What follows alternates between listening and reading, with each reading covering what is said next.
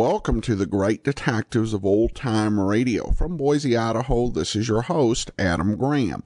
If you have a comment, email it to me, box13@greatdetectives.net. Follow us on Twitter at Radio Detectives and become one of our friends on Facebook, facebook.com/Radio Detectives. Before we get started, I want to say this program is brought to you in part by the financial support of our listeners. And in particular, I want to thank William so much for his support. He sent in a one-time donation through our website, support.greatdetectives.net, and you can support us there or become an ongoing contributor at patreon.greatdetectives.net. But now it's time for today's episode of Michael Shayne, and the title is The Case of the Phantom Neighbor.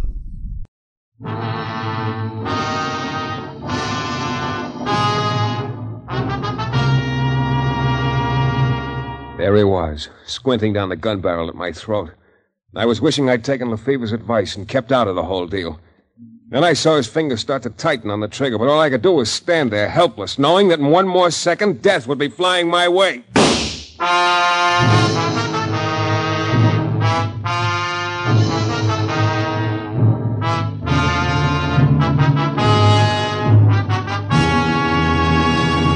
The New Adventures of Michael Shayne, Private Detective, starring Jeff Chandler.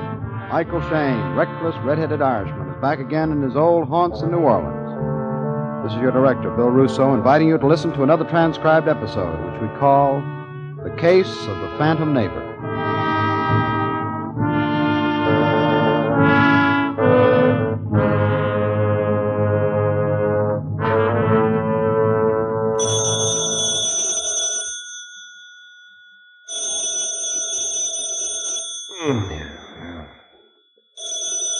Oh, okay. 1:15. Great time to be caught. Hello. Is this Michael Shayne? Yeah, who's this? Anne Griffin, Mr. Shayne. Anne Griffin? Yes, that's right. Who the... No, we've never met before. You don't know me, and I don't know you. I'm in apartment 23 at the Bryant Arms, and I'm sitting here all alone. Oh, well, look. They tell me I'm pretty, Mr. Shayne. They say I have a nice personality. Huh? I wear clothes well. I can play the piano a little. What? I dance, swim, ride, play golf. All in all, I guess I'm a rather desirable person, Mr. Shayne. Look, so you're a real peachy kid. Do you have to wake me up in the middle of the night to tell me I about have it? an awful lot to live for, haven't I, Mr. Shayne?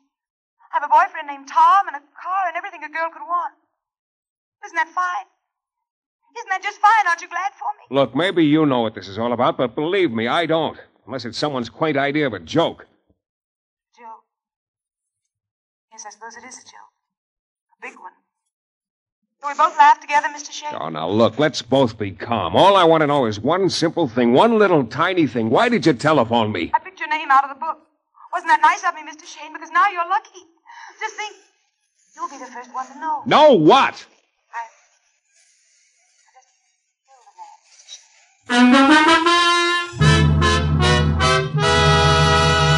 Shayne. In a moment, we'll return to the New Adventures of Michael Shayne and the Case of the Phantom Neighbor.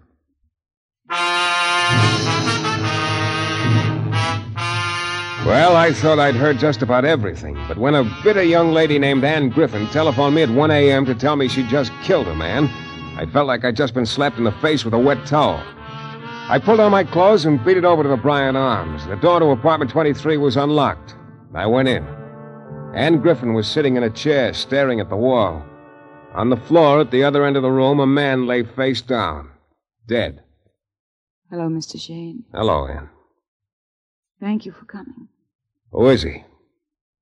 Lyle Metcalf. What happened? I'm not sure. What do you mean? I don't know. I don't know. It doesn't matter. He's dead. Dead. No, get hold of yourself, Anne. Guess I killed him. I didn't want to do anything like that. Anne, cut it out. Yes. Now, look, I don't know what you expect me to do, but there's nothing I can do except call the police. Mr. Shayne, you probably won't believe this. I couldn't blame you, but deep inside I can't believe I killed Lyle Metcalf. I can't believe it. Now, look, Anne, I want you to tell me everything that happened. Don't leave anything out. I'll try to start from the beginning. This is Lyle Metcalf's apartment. I came to see him tonight. He your fiancé, a boyfriend? No. Or... I see. He sent for me, and I had to come. What time did you get here? About 11. Lyle insisted I have a drink with him, and I did. And then I started to feel very strange, sleepy and dizzy. I told him I wanted to walk around and get some fresh air. He didn't want me to leave. But I did anyway. You think there was something in the drink? Well, there must have been. What time did you leave the apartment? Oh, maybe 20 minutes after I arrived. That'd make it about 11:20. Okay, then what? I'm not sure. I was in sort of a daze. I just wandered around up one street and down another. Now, look, try to remember what you did. I can't. Did you see anyone? Talk to anyone? Wait a minute. Yes, the coffee shop. I went in. I had a cup of coffee. Where was it? I don't remember. Oh, fine. Anything else? Yes, there was a man. He told me his name. I can't remember it. Jimmy or something like that. You talked to him? He talked to me. He followed me for a while, and I just kept walking. And then I didn't see him anymore. I came back here. You don't know who he was or where he is, huh? No. Oh, great. I think... Oh, it's no use. I'm beginning to think you're right, Ann, but let's have the rest of the story. You came back here to the apartment. Yes, it was a little before 1. You're sure of that? I think I remember looking at my watch. You think? Look, Ann, you've got to do better than think. Well, I'm trying. I had a splitting headache. Yeah, sure, no. All right, go ahead. I opened the door and I walked in. That's it. What do you mean, that's it? Well, that's the last I can remember. What? Yes, everything just sort of went black. Then after a while, I realized I was lying on the floor with a gun in my hand. There in front of me was Lyle. He was dead. Well, I don't know what to say, Ann. That's not exactly a convincing story. I know. Hey, wait a minute. What is it? Look, did you telephone me as soon as you realized what had happened? Yes, why? You called me at 1:15. You probably didn't black out for more than a few minutes. That'd make the time of death not more than half an hour ago. But Metcalf looks to me like he's been dead considerably longer than that. What do you mean, Mr. Shayne? I don't know. Maybe nothing. Ann, turn your head to the side a little. Huh? Turn it. What? That's it. What's the matter? Sort of a welt behind your left ear. Well, what? Oh. Yes, there is. Any idea how you collected that? No. Well, I told you I had a splitting headache while I was wandering around the streets. I think I remember stumbling and falling once, but I'm not sure. Well, it's just my luck to get mixed up with you, I guess. Of all the private detectives in New Orleans, you had to call me. What do you mean? I mean, I could easily qualify for Cluck of the Year for doing what I'm about to do. I don't understand you. It's not surprising. I'm not sure I do either. Well, come on. I'm going to report it to the police, and then you and I are going to try and find one of the people who saw you wandering around. Oh, but Mr. Shayne... Yeah, I am. I'm just soft enough to hope there's a chance you didn't kill Metcalf after all. Sure, I should have had my head examined, but I called police headquarters, and then Ann and I started out. And it was a losing proposition. We wandered around for a while, and she did find the coffee shop where she'd been before. But according to the gent there, she only stayed long enough to discover that she didn't have a nickel with her, and then she beat it again. Which meant she had an alibi for exactly 1 minute of those 2 hours. We kept on a while longer, but I could tell none of the streets looked familiar to her. I guess it's no use, Mr. Shayne. I don't remember anything around here. I think we might as well go back. Yeah. I want you to know how much I appreciate your help anyway, Mr. Shayne. If you could only remember more about this gent Jimmy you say was following you for a while. The guy who wanted to make a date. What did he look like? Sort of tall and thin, I think. I know, Mr. Shayne. I know it's not enough of a description to give you one chance in a million of finding him. What's the good of talking anymore? Look, Ann, before we go back, I want you to try just once more. Is there anything you haven't told me? Have you left out anything at all? I don't think so. At least, not that I can remember. Well, okay, Ann, let's go back.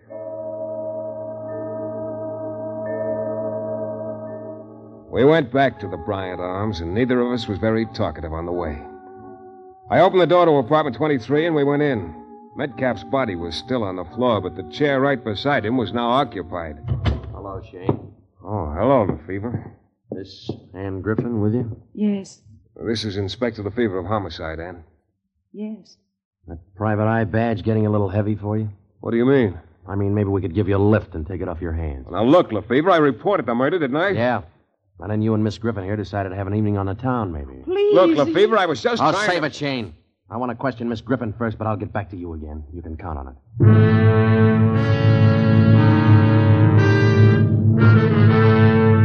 Lefevre questioned her, and she told him the same story she'd given me. About that time, the coroner arrived, and they took the body away. Finally, Lefevre motioned to Sergeant Dykes to take Ann to headquarters. She got to the door with him, then she stopped. Goodbye, Mr. Shayne. Goodbye, Ann. Thank you for everything. Okay, Shane, now let's have it. Let's have what? The reason you thought you had the right to start running this case. Oh, look, Lefevre, I wasn't trying to run the case. No, of course you weren't. You just waltzed off with the chief suspect, that's all, but you weren't trying to run the case. You weren't interfering with the police at all. Now, look, don't try to pin anything like that on me. I reported the killing, I haven't withheld any evidence, and I brought your suspect back. Yeah, and you beat your deadline by exactly 5 minutes. My deadline? I had a warrant for your arrest in front of me. Next time I'll sign it, remember that. Okay, Lefevre, okay. So maybe what I did wasn't smart, but I think Ann's innocent. Yeah. Well, sure, her story sounds a little weak, but I think she's telling the truth. A little weak. Shane, a gentle breeze would blow that story over and nothing flat. But that part about going into coffee shop's the truth. I talked to the guy. Oh, sure you did. She's got an alibi for 1 minute out of 120. This guy who followed her, if we could find him, maybe... Shane. Look, what was the time of the death? Well, we think between 11:30 and midnight. But she said he followed her for quite a while. Maybe it was for that half hour. Maybe there was no Jimmy at all, Shane. I think you're wasting your time. Look, Lefevre, I don't get hunches often, but I've never had a stronger one than this. Well, don't try to do business on hunches, Shane. You'll go broke fast. I tell you, Ann's innocent. I'm going to prove it to you. Where is he? Where is the policeman? Well, I guess you mean me, sister. Who are you? I am Suzanne. Lyle Metcalf, the one who was murdered. He was my man. Yeah? I saw them take his body away. They told me what had happened. All right, take it easy. It was she who did it, that woman. What, Ann? How do you know? I knew she was coming to see him tonight. I waited outside. I watched her. She was coming to see my Lyle. I saw her arrive. Then she came outside and down the street, but 5 minutes later, she came back. You're sure about that? Of course I am sure. She went back into the apartment. She did not come out until the policeman brought her out a few minutes ago. She killed him. She killed my Lyle. All right, Shane. Look, Like I say, you've been wasting your time. But maybe there's still a chance. No soap, Shane. It was a nice try, but you just lost yourself a client.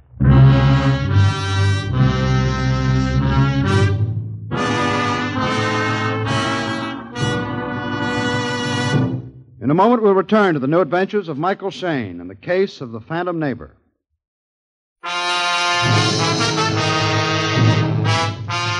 It all started when a girl named Ann Griffin called me over to Lyle Metcalf's apartment a little after 1 a.m. There was Metcalf dead, and Ann pretty hazy as to whether she'd killed him or not. I'd tried to sell Inspector Lefevre on the possibility that Ann was innocent. About then, the dead man's girlfriend, Suzanne, came barging in and said Ann had only been gone from Metcalf's apartment 5 minutes instead of 2 hours, all of which cut the ground right out from under my feet. Well, I left and started back to my office, but I hadn't gotten very far before a very rugged-looking guy collared me. Just a minute, Shane. Who are you? And get your hands off of me. Okay, Private Eye, open up. I said get your hands off me. Who are you, anyway? Tom Harris. Ann Griffin's my girl. Well, so I still don't see where you get off shoving me around. I want to know who put you up to it. Who's paying you? What are you talking about? Paying me for what? For hanging this frame on Ann. Frame? Are you by any chance talking about the Metcalf killing? You know that's what I'm talking about, and the way it looks to me, somebody hired you to drag her into it. Oh, get this, Harris. I've spent most of the night getting my neck in a sling with the cops while I wandered around with your girlfriend trying to find an alibi for her, because I believed she was innocent. Huh? Right up until a witness told us Ann was lying. So I'm in no mood to listen to you sound off about something you don't know anything about. Hey, wait a minute. You were trying to help Ann. What did you think I was doing, trying to see how mad I could get the cops at me? Well, look, Shane, I guess I got a couple of things wrong. And I guess you have, brother, so if you'll just get out of my way before I... Well, I'm sorry. I guess... Well, the whole thing has sort of knocked me for a loop. Hey, wait a minute. You said something about a witness contradicting Ann's story? That's right. I can't believe it. I can't... Ann... Trouble is, Harris, right now the cops do believe it. Mr. Shane, I don't know what Ann was doing in Metcalf's apartment. I don't intend to ask her. But I do intend to stick with her. Yeah, I think you better. Because it looks very much like Ann's going to need all the support she can get.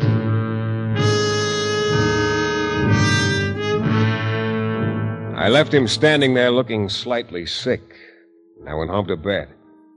I was going to forget the whole thing. Matter of fact, I spent the rest of the night trying. I tried right up until the time I walked into Lefevre's office at 9 a.m. Now, Shane, don't tell me that you still Look, think that this Lefevre, could- all I want to do is ask a couple of questions. Okay. Ask. Who was Lyle Metcalf, and what did he do for a living?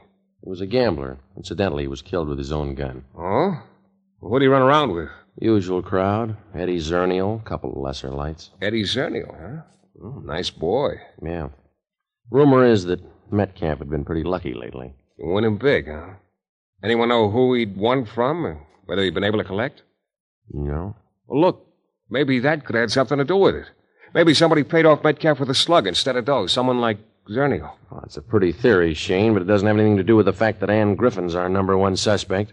Okay, but maybe you won't mind if I sort of nose around a little. Still wasting your time, huh? No, I don't mind. Thanks, Lefevre. Just put it down. I happen to have a little time to waste.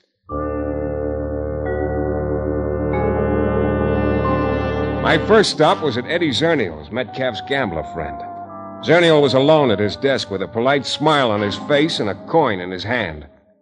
Call it, Shane. Heads. Tails. Tails it is.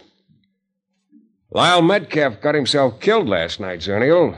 Or maybe you already knew that. Call it. Tails. Heads. I read the paper, Shane. Metcalf a friend of yours? Heads. Tails. You don't call him so hard, do you? Maybe I'll get better. I asked you if Metcalf was a friend of yours. I already told 2 cops he was. So I'll tell you too. Metcalf was a friend of mine.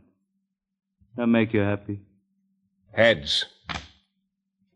How can you be so wrong so often, Shane? Tails. Metcalf owe you dough, Zernial, or was it the other way around? I owed him, though. Oh? Yeah. 2 bits. That sound like a good reason for killing him.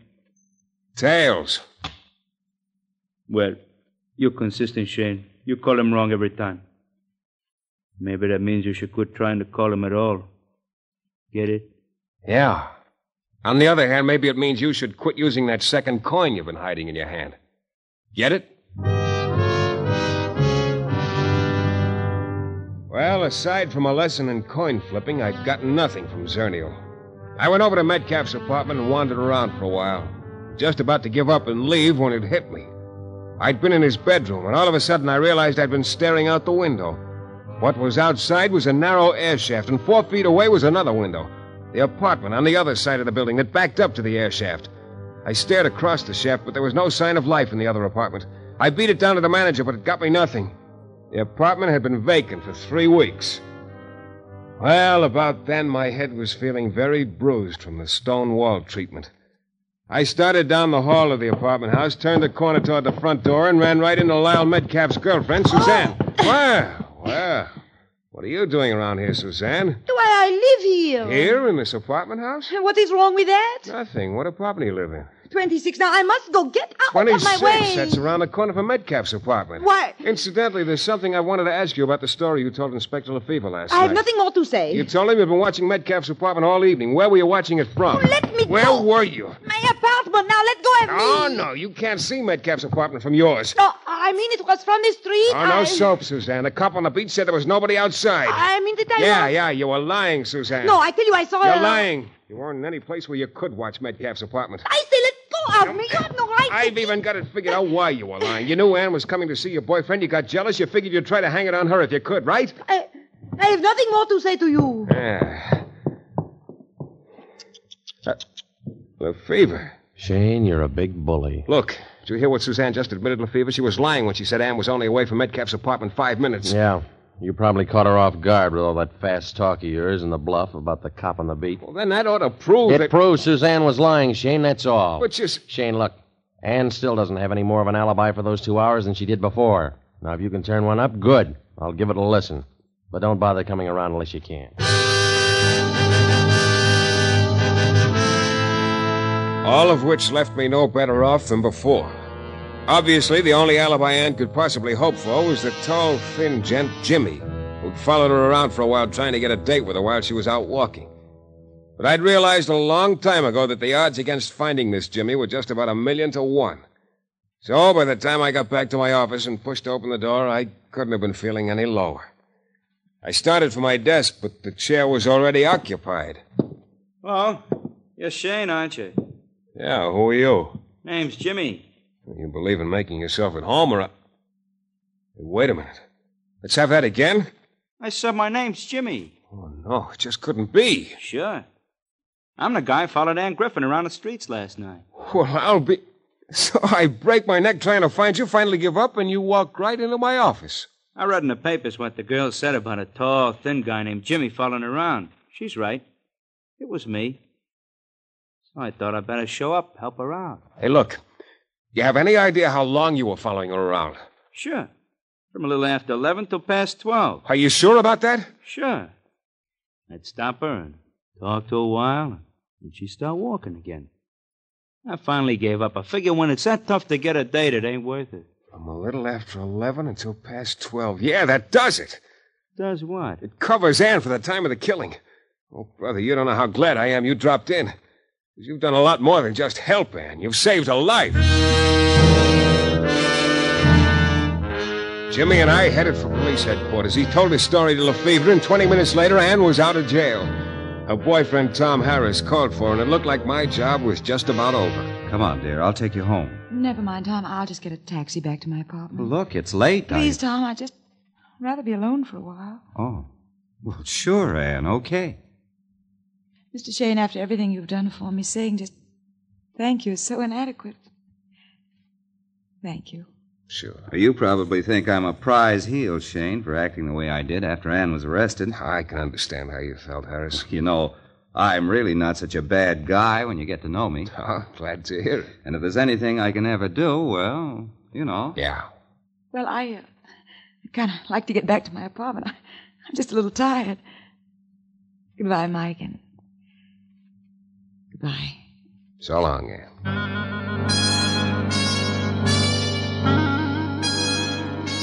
Tom put her in a taxi, and then he got in his car and drove away.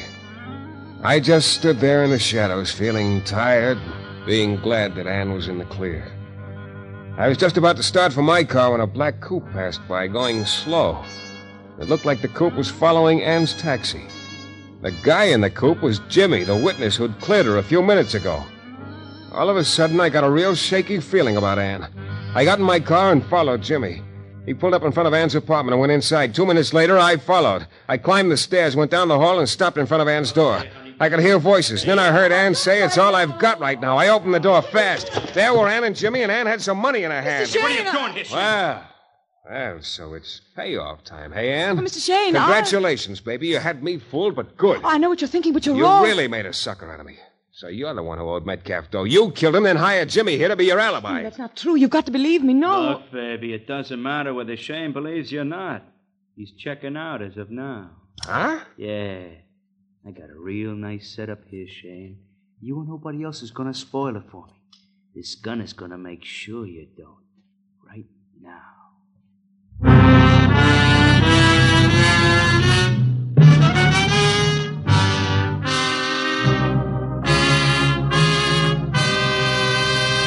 In a moment, we'll be back with a thrilling climax to tonight's Michael Shayne adventure. Well, there I was, in Ann Griffin's apartment, with Jimmy, the bought and paid-for witness, squinting down the barrel of a gun at me. I was wishing I'd taken Lefevre's original advice and kept out of the whole deal. I saw Jimmy's fingers start to tighten on the trigger, but all I could do was stand there, and then... Hey, what happened? Somebody shot Jimmy. Mr. Shayne, the door behind you. Huh? Tom! Yeah. Tom. Wait a minute. I don't get it. I was trying to tell you, Mr. Shayne, it's Tom. Tom is the killer. What? I just found out a couple of minutes ago. Oh, now Yes, look. she's right, Shayne. My dear little Ann is right.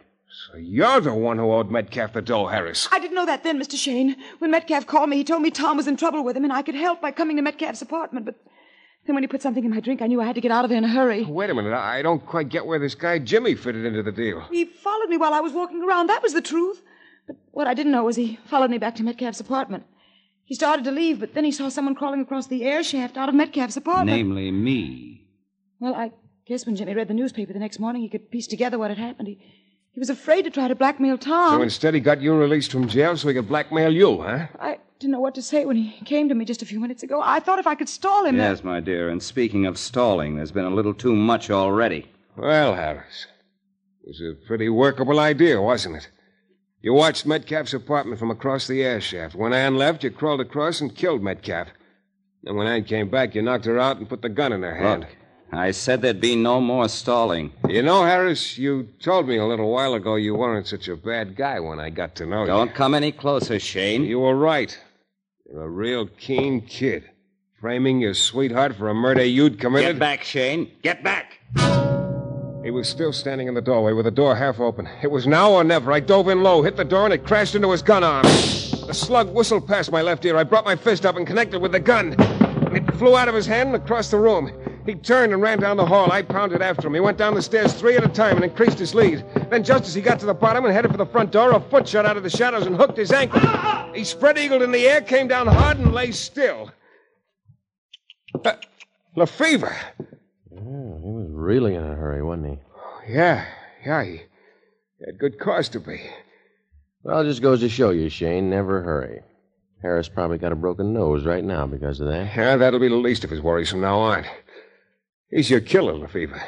Well, now that's real interesting. Anything in the way of proof? Yeah, but why don't you find out for yourself? What do you mean? Well, after all, I'm just a guy who's been trying to run the case, interfering with police, and wasting my time, remember? Oh, now look, So Shane. just go right ahead. Shane, Me, I've got some more time to waste. This time it's going to be in bed. Shane! Good night, Dreamboat. This is your director, Bill Russo, again. Our story is based on characters created by Brett Halliday and written by Bob Wright. The music is composed and conducted by John Duffy, and Michael Shayne is portrayed by Jeff Chandler. The New Adventures of Michael Shayne is a Don W. Sharp production, transcribed in Hollywood and distributed exclusively by the Broadcasters Guild.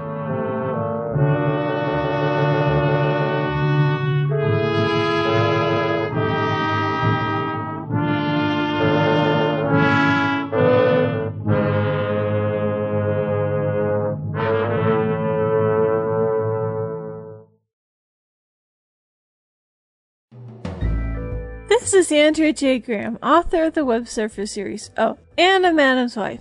You're listening to the Great Detectives of Old Time Radio.